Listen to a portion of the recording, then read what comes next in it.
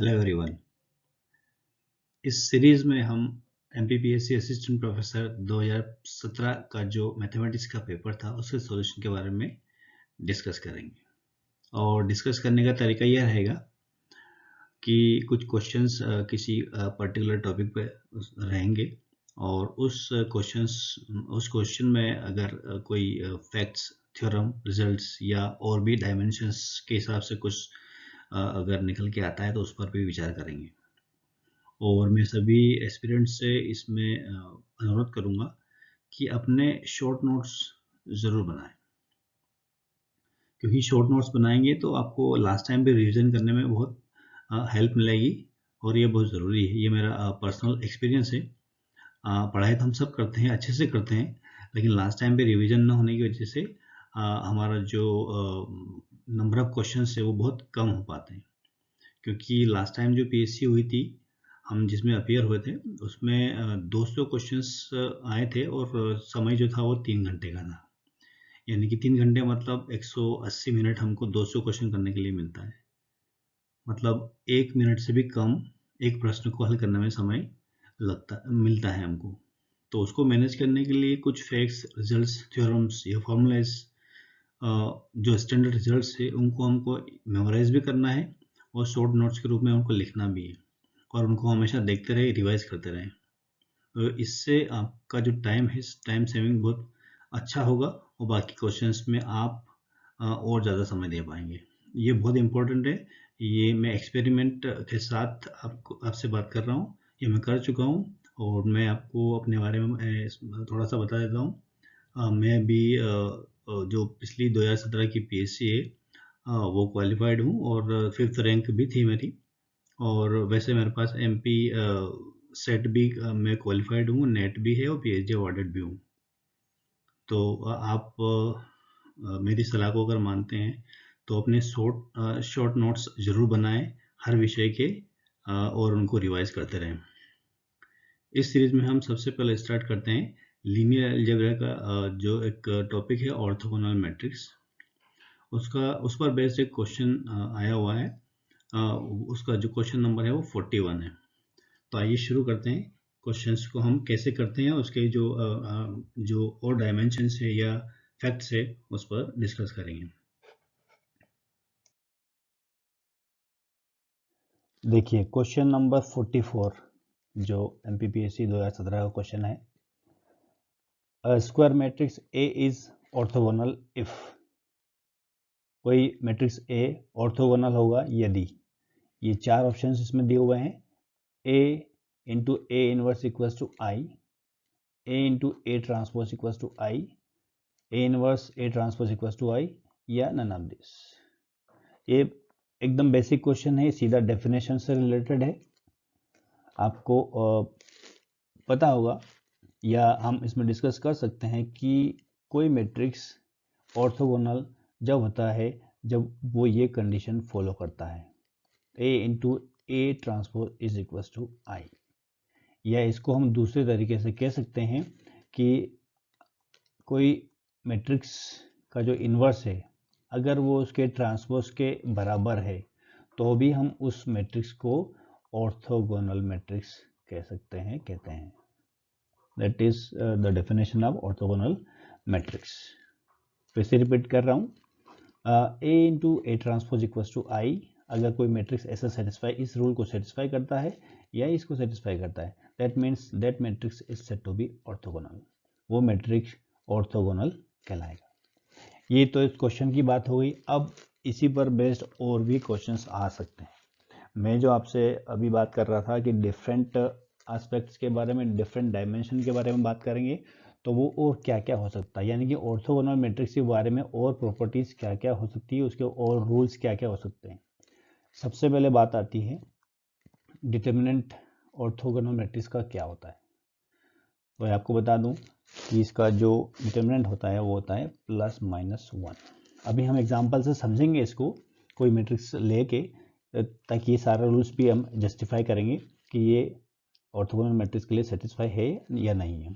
अभी आप नोट्स के लिए लिख सकते हैं कि ऑर्थोगोनल मैट्रिक्स का जो डिटर्मिनेंट है वो +-1 होता है। ठीक, दूसरा जो पॉइंट है हमारा वो है ट्रेस, यानी कि ऑर्थोगोनल मैट्रिक्स का ट्रेस क्या होता है। तो आपको ये नोट करके रखना कि ये हमेशा नॉन इमेजिनरी होता है, दैट मीन्स ये इमेजिनरी कभी नहीं होता है, ये आपको ध्यान रखना है, राइट। ये सब फैक्ट्स हैं, प्रॉपर्टीज़ है, ये आपको लिख के अपने नोट्स में रखना है, इनको रिवाइज करते रहना है। मैं फिर से रिपीट कर रहा हूँ, ये बहुत ज़रूरी है टाइम सेविंग के लिए। आपको किस तरह के नोट्स अपनी कॉपी में बनाने होंगे। मैं अपने नोट्स की कॉपी भी आपको इसमें दिखाऊंगा कि किस तरीके से इसको मैंने बनाया हुआ है पर्सनली। चलिए नेक्स्ट पॉइंट की तरफ बढ़ते हैं। अगला पॉइंट दिया हुआ है आइगन वैल्यूज़, यानी कि ऑर्थोगोनल मैट्रिक्स के लिए आइगन वैल्यू क्या होती है। तो ये हमेशा यूनिट मॉड्यूलस की होती है, मतलब उसका मॉड्यूलस जब भी लेंगे तो वो यूनिट ही आएगा। ये भी हम एग्जांपल के थ्रू अभी डिस्कस करने वाले हैं, ठीक। अब बात आती है कि ऑर्थोगोनल मैट्रिक्स क्या इन्वर्टिबल होता है। बिल्कुल, ऑलवेज, हमेशा ऑर्थोगोनल मैट्रिक्स इन्वर्टिबल होता है, इसको भी हम डिस्कस करेंगे अभी। उसके अलावा एक और प्रॉपर्टी है कि यदि कोई दो मैट्रिक्स हमारे पास दी हुई है, कि मान लीजिए ए और बी मैट्रिक्स है, वो ऑलरेडी क्या है, ऑर्थोगोनल है। ऑर्थोगोनल है तो क्या उसका ए का इन्वर्स, बी का इन्वर्स और इनका प्रोडक्ट, क्या ये भी ऑर्थोगोनल होता है। तो इसको हम वन बाय वन अभी इन सभी प्रॉपर्टीज को चेक करेंगे, राइट। तो ध्यान से अगली स्लाइड देखिए। सभी प्रॉपर्टीज को, इन सभी बिंदुओं को हम बाय एग्जांपल डिस्कस करेंगे। और मैं फिर से आपसे रिक्वेस्ट कर रहा हूँ, रिपीट कर रहा हूँ कि ये जो भी शॉर्ट नोट्स मैं यहाँ पे बता रहा हूँ, इनको आपको ऑर्थोगोनल मैट्रिक्स का एक हेडिंग डाल के इन सब को एक पेज पे लिखना है। और एग्जांपल भी आप चाहें तो लिख सकते हैं, ये आपका टाइम सेविंग करेंगे पूरी एग्ज़ाम में। ऐसे और भी ऑप्शंस और भी क्वेश्चंस हम डिस्कस करेंगे, तो उनमें सब में आपको यही करना है। शॉर्ट नोट्स आपके ज़रूर बनाने हैं। 3 घंटे की एग्ज़ाम में 200 क्वेश्चन करना मामूली बात नहीं है मैथ्स के, इसलिए ये बहुत ज़रूरी है। ओके, नेक्स्ट स्लाइड पे चलते हैं। अब सबसे पहले बात करेंगे, ये जो मैट्रिक्स यहाँ पे गिवन है ए और बी, ये ऑर्थोगोनल है क्या, इसको चेक करेंगे। अभी आपसे मैं डेफिनेशन डिस्कस कर चुका हूँ कि ऑर्थोगोनल मैट्रिक्स का जो डेफिनेशन है वो क्या है, A into A transpose equal to क्या होना चाहिए, आई होना चाहिए। यहाँ पर आई क्या है, आइडेंटिटी मैट्रिक्स है, दैट मीन्स 1 0 0 1, ये हम जब जानते हैं 2 by 2 का ये यूनिट मैट्रिक्स है। अब चेक करते हैं कि ये मैट्रिक्स ऑर्थोगोनल है या नहीं। तो सबसे पहले इसका ट्रांसपोज निकाल लेते हैं। ट्रांसपोज निकालने का तरीका आपको पता है, जो रो है उसको कॉलम में चेंज कर लो और कॉलम को रो में चेंज कर लो, तो ये इसका ट्रांसपोज भी निकल गया। अब हमारी कंडीशन क्या है, ए इंटू ए डैश। चलिए हम ए इंटू ए डैश निकाल लेते हैं। ए डैश मीन्स ए ट्रांसपोज, तो ए का जो वैल्यू वो क्या है, 0 1 -1 0, और जो ट्रांसपोज है उसका क्या वैल्यू है, वो है आपने निकाला अभी 0 -1 और 1 0। इसका मल्टीप्लाई सिंपली हमको करना है, तो हम जानते हैं कि ये रो और ये पहला कॉलम, मल्टीप्लाई करिए 0 इंटू 0 और प्लस 1 इंटू 1 1। फिर इसका इसमें करेंगे तो 0 इंटू -1 0 और 1 इंटू 0 0, राइट। फिर इस सेकंड रो का पहले कॉलम में करेंगे तो -1 इंटू 0 0 और 0 इंटू 1 0। फिर इसका इस कॉलम में करेंगे तो यहाँ पर हो जाएगा ये 1 और प्लस 0, दैट मीन्स इसको सिंप्लीफाई किया तो हमारे पास जो बचा है 1 0 0 1। आप देख सकते हैं यहाँ पर इसका जो आंसर आया वो क्या है, आई आया है, मतलब यूनिट मैट्रिक्स आया है। दैट मीन्स ये जो गिवन मैट्रिक्स है ये ऑर्थोगोनल है, राइट। अब इसी तरीके से इसको भी हम चेक कर सकते हैं, ये भी ऑर्थोगोनल है। आप इसको एग्जांपल से आप इसको चेक कर सकते हैं, इसको सोल्व करके इसको चेक कर सकते हैं। अब जो पहली प्रॉपर्टी की मैं बात कर रहा था आपसे, कि जो डिटर्मिनेंट है ऑर्थोगोनल मैट्रिक्स का क्या होता है, +-1। हम अभी चेक करते हैं। ये जो मैट्रिक्स ए दिया हुआ है, इसका डिटर्मिनेंट हमको निकालना हो तो सिंपली हम निकाल सकते हैं, ये 0 और +1 इज इक्वल टू कितना आ गया, ये 1 आ गया। या तो +1 होगा या फिर -1 होगा, इसको आप ध्यान रखें। जैसे यहाँ बी के केस में चेक कर लो आप, बी का डिटरमिनेंट कितना होगा, ये होगा -1। तो जब भी आपको ऑर्थोगोनल मैट्रिक्स मिलता है, इसका मतलब ये है कि उसका जो डिटरमिनेंट है हमेशा +1 या -1 ही होगा। तो ये प्रॉपर्टी है, रिजल्ट है, इसको आप याद रखें। पहली प्रॉपर्टी हो गई। उसके अलावा दूसरा पॉइंट क्या डिस्कस किया था हमने, इसका ट्रेस। अब ट्रेस का मतलब आपको पता होना चाहिए। ट्रेस का मतलब sum of the diagonal, sum of the diagonal मतलब विकर्णों का योग, विकर्ण के जो एलिमेंट है उनका योग करना हमको। अब इसका ट्रेस निकालना हो हमेशा। तो अभी आपको क्या बताया कि वो हमेशा क्या होता है, नॉन इमेजिनरी। ये इसकी प्रॉपर्टी है।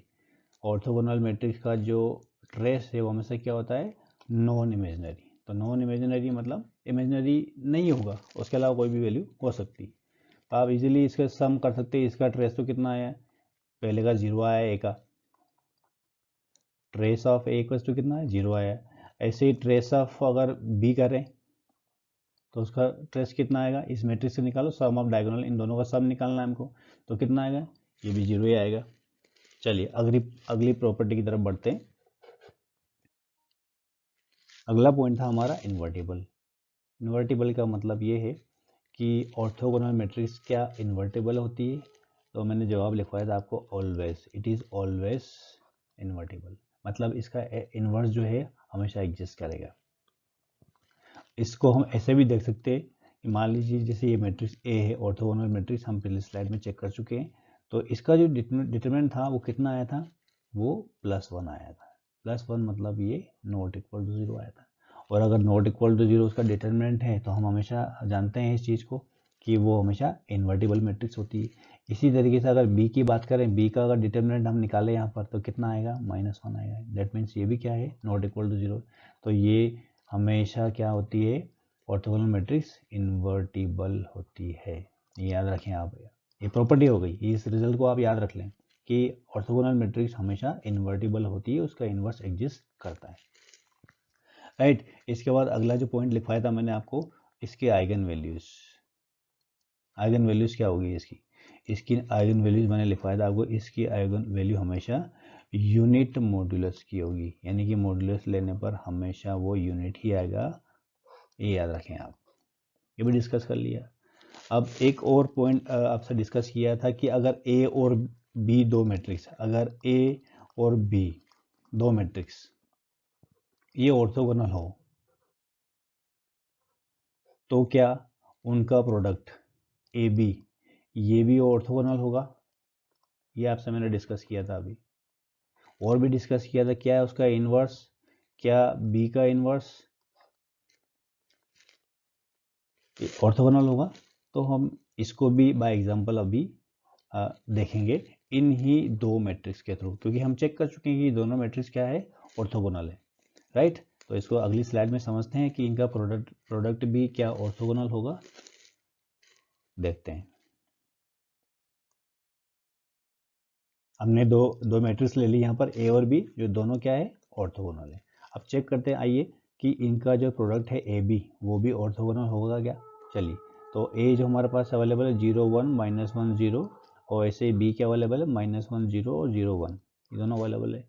इनका मल्टीप्लाई अगर हम करते हैं तो क्या आएगा। अब मैं जल्दी इसका मल्टीप्लाई कर देता हूँ यहाँ पर, देखते हैं क्या आता है। तो इनका मल्टीप्लाई करने पर यहाँ पर आ जाएगा 0 से 0 0 से 0, ये तो 0 आ गया। फिर इसका 0 में किया, इसका 1 में किया तो ये 1 आ गया। और फिर -1 का -1 में किया तो +1 आ गया। बाकी 0 का 0 में किया तो 0 आ गया। और ऐसे ही इसका किया तो ये कितना आ गया, 0 आ गया। तो ये ए बी मैट्रिक्स आया है आप 0 1 0 सॉरी 1 और 0। अब इसको चेक करना है कि ऑर्थोगोनल है या नहीं है। तो इसको चेक करने का तरीका हम अभी पढ़ चुके हैं कि ऑर्थोगोनल चेक करने के लिए उस मैट्रिक्स का ट्रांसपोज उसके बराबर होना चाहिए। मतलब हमको क्या अब शो करना है कि ए बी और ए बी का जो ट्रांसपोज है वो किसके इक्वल आना चाहिए, आइडेंटिटी मैट्रिक्स के इक्वल आना चाहिए। तो ए बी हम निकाल चुके हैं 0 1 और 1 0, और ए बी का ट्रांसपोज बिल्कुल हम ले लेंगे 0 1 और 1 0, ये हो गया। अब इसको सिंप्लीफाई करते हैं हम, तो इसका जो आंसर है वो यूनिट मैट्रिक्स आना चाहिए। मल्टीप्लाई कर लीजिए आप, 0 का 0 से किया, 1 का 1 से किया तो ये 1 आ गया, फिर 0 का 1 से किया, 1 का 0 से किया तो 0 आ गया। ऐसे ही इसका इसके साथ करेंगे तो 0 और 0, ये 0 आ गया, और यहाँ पर 1 का 1 से किया तो ये 1 आ गया। दैट मीन्स क्या आ गया, आई आ गया। दैट मीन्स ए भी एक मैट्रिक्स है, उसका ट्रांसपोज हमने निकाल लिया और मल्टीप्लाई करने पर वापस हमको क्या मिला, आई मिला है, यानी कि यूनिट मैट्रिक्स मिला है। दैट मीन्स ये जो मैट्रिक्स है ए बी, ये भी क्या आ गया है, ऑर्थोगोनल भी आ गया है। इसी तरीके से हम शो कर सकते हैं कि ए अगर ऑर्थोगोनल है तो उसका इन्वर्स भी क्या होगा, ऑर्थोगोनल है। ये आप लोग अब चेक करना आपकी एक्सरसाइज के रूप में, ठीक है, आपके लिए छोड़ दिया है। तो आप फिर से प्रॉपर्टी को रिवाइज कर लीजिए, क्या क्या मैंने आपको बताया है। केवल एक ही क्वेश्चन में हमने इतनी सारी चीज़ें डिस्कस कर ली, तो ये आपको एज अ रिजल्ट आपके नोट्स के रूप में आपको कॉपी में लिखना है, ताकि एक ही बार में इसके इतने डायमेंशन आपके क्लियर हो जाए, डाउट क्लियर हो जाए। डिटर्मिनेंट की बात करी हमने, इन्वर्स की बात करी हमने, ट्रेस की बात करी हमने, आइगन वैल्यूज़ की बात करी हमने, और ये जो प्रोडक्ट है उसकी भी बात करी है। तो आप इन सभी पॉइंट्स को अपनी कॉपी में लिखें, फिर नेक्स्ट जो हमारा जो भी इसका क्वेश्चन होगा हम अगली वीडियो में डिस्कस करेंगे। और अगर आपको अच्छा लग रहा हो ये वीडियो या ये तरीका अच्छा लग रहा हो तो आप कमेंट बॉक्स में ज़रूर लिखें, ताकि मुझे अगला वीडियो बनाने में कॉन्फिडेंस आए। आप सबसे सहयोग की अपेक्षा है। Thank you very much. और अगर वीडियो अच्छा लगा हो तो लाइक, सब्सक्राइब और शेयर ज़रूर करें। Thank you.